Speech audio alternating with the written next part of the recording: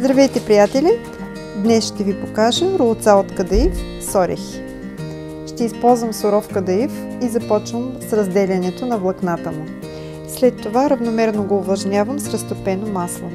Отново разбърквам добре с пръсти, разделяйки влакната.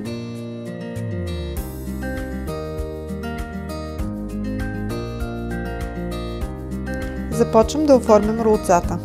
Вземам снопче кадаиф, дълго около 17-18 см и друго по-късо снопче, което слагам напречно в основата на първото. Поставям отгоре около супена лъжица с млени орехи, разбъркани с канела. Прибирам краищата в основата и навивам на руло.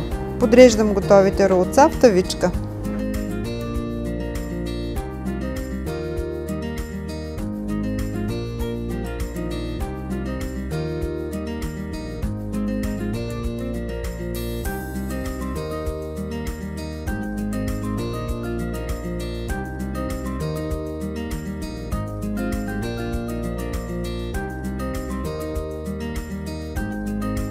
Когато приключа с оформянето на всички ролца, поръсвам ги допълнително с масло. Печем в предварително загрята фурна на 180 градуса около 30-40 минути или до златисто.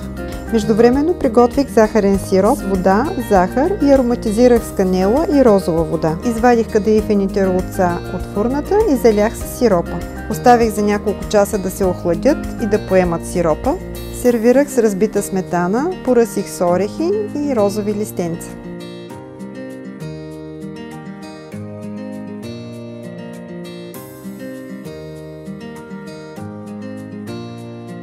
Харесайте видеото и се абонирайте за канала за още вкусни вдъхновения. До скоро!